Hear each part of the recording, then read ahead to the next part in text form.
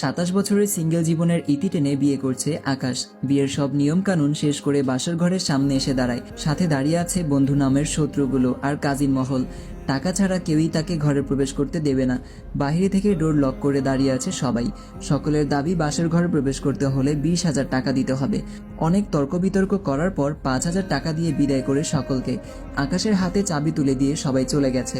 লম্বা করে শ্বাস নিয়ে ডোর খোলে আকাশ, গলা খাকারি দিয়ে ভেতরে প্রবেশ করে। ভেতর থেকে ডোর লক করে বেডের দিকে তাকায়। আহা, ওর সুন্দরী বউটা কখন থেকে ওর জন্য অপেক্ষা করছে।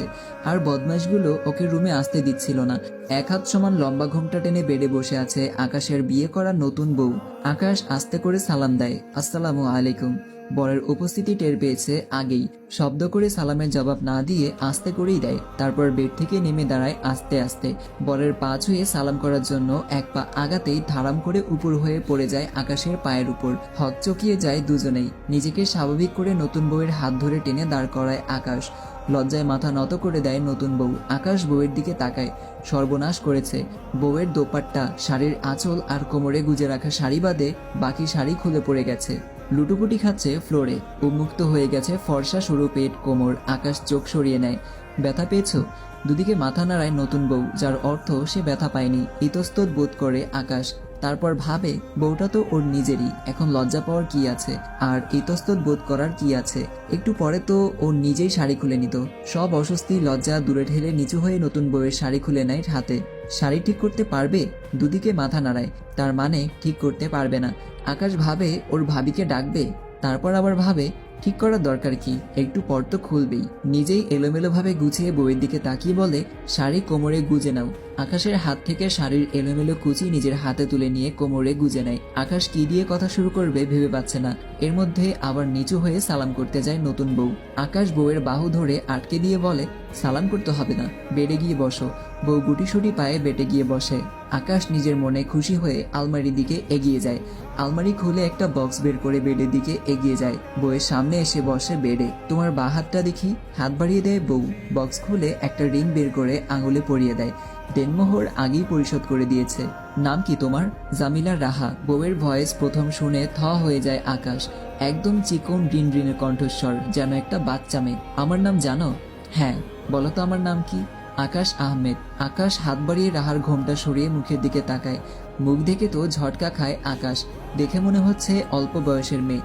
মেকআপ কম থাকার দরুন বয়সটা খুব ভালো করেই বোঝা যাচ্ছে। কোন ক্লাসে পড়ো তুমি? এবার 9 শেষ করলাম, 10-এ উঠব। রাহার মুখ থেকে এমন কথা শুনে চোখ দুটো রসগোল্লার মতো বড় বড় হয়ে যায়। বয়স কত তোমার? 16 বছর। এবার তো আকাশের মাথা ঘুরিয়ে পড়ে যাওয়ার দশা। ফ্যাল করে তাকিয়ে রইল রাহার মুখের দিকে। এই ছোট্ট মেয়ের সাথে ওর মা ওকে বিয়ে করিয়ে দিল। 11 বছরের গ্যাপ দুজনের বয়সের মাঝে। মায়ের কথা শুনে মেয়ে না দেখে বিয়ে করার ফল। মা বলেছিল মেয়েটি ওর থেকে বয়সে একটু ছোট, কিন্তু এত ছোট সেটা তো বলেনি। মায়ের মুখে মেয়ের কথা বর্ণনা শুনে আর দ্বিমত করেনি আকাশ।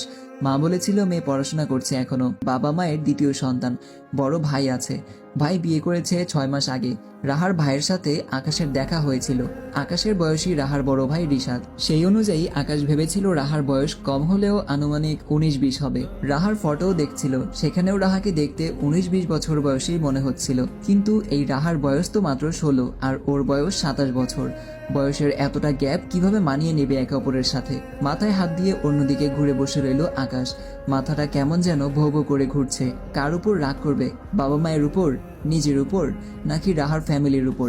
ওর বাবা মা না হয় ছেলের জন্য অল্প বয়সী মেয়ে ঠিক করেছে। গল্পের সম্পূর্ণ পর্বগুলো পেতে এখনই চলে যান আমার ইউটিউব চ্যানেলে। চ্যানেলের নাম দিস ইজ মারুফ। কিন্তু রাহার বাবা মা, ওনারা কিভাবে এত বড় একটা ছেলের সাথে নিজেদের মেয়ের বিয়ে দিল? একবারও বিবেকে বাঁধলো না? মেয়ের থেকে ছেলে 11 বছরের বড়, এটা কি ওনারা জানতো না? নাকি ওর বাবা মা বলেনি ছেলের বয়স কত? এই মেয়ের সাথে কিভাবে সংসার করবে? 18 বছর বয়সী হলেও একটা কথা ছিল 16 বছর বয়স। এই বয়সটা মানতে খুব কষ্ট হচ্ছে আকাশের। এখন কি করবে? যা হবার হয়ে গেছে। এখন কিছু বলেও লাভ নেই। এখন কিছু বলতে গেলেও শুধু শুধু অশান্তি সৃষ্টি হবে। চুপ করে বসে রইল মাথা নিচু করে। রাহাও চুপ করে বসে আকাশের দিকে তাকিয়ে আছে। আকাশের হঠাৎ কি হলো বুঝতে পারছে না। মাথা ব্যথা করছে নাকি অন্য কিছু? রাহার ছোট মাথায় কিছুই ধরছে না।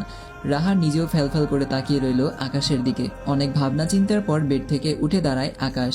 রাহার দিকে তাকিয়ে বলে, এই ভারী শাড়ি পরে আর কতক্ষণ থাকবে? উঠে শাড়ি চেঞ্জ করে ফ্রেশ হয়ে নাও। মাথা নাড়িয়ে সায় জানিয়ে বেড থেকে নামার জন্য উদ্যত হয় রাহা। তখন কার কথা স্মরণ হতেই রাহাকে সাবধান করে বলে, দেখে নামো, আবার পড়ে যেও না, ব্যথা পাবে। আস্তে আস্তে নেমে আসে রাহা। লাগেজ খুলে হালকা একটা শাড়ি নিয়ে ওয়াশরুমে প্রবেশ করে। ফ্রেশ হয়ে কোনো রকম শাড়ি পেঁচিয়ে ওয়াশরুম থেকে বেরিয়ে আসে। রাহার শাড়ি পরা দেখে আকাশের গম্ভীর মুখে মৃদু হাসির রেখা দেখা দেয়। রাহা শাড়িটা সোফার উপরে রেখে জুয়েলারিগুলো খুলতে শুরু করে। আকাশ তাকায় রাহার মেকআপ বিহীন মুখের দিকে। বাচ্চা বাচ্চা মুখের আদল এখনো কাটেনি, শুধু লম্বায় বড় হয়েছে। চেহারাটা মায়ায় ভরা, দেখেই প্রশান্তিতে ভরে যায় মন।